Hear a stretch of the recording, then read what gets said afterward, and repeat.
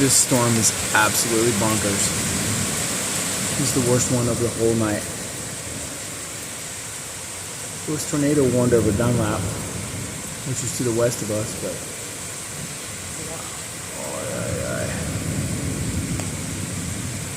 I delayed myself going into work. Well, I take chances, right?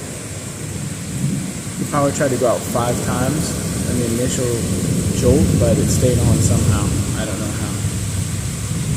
Yeah, this is completely nuts.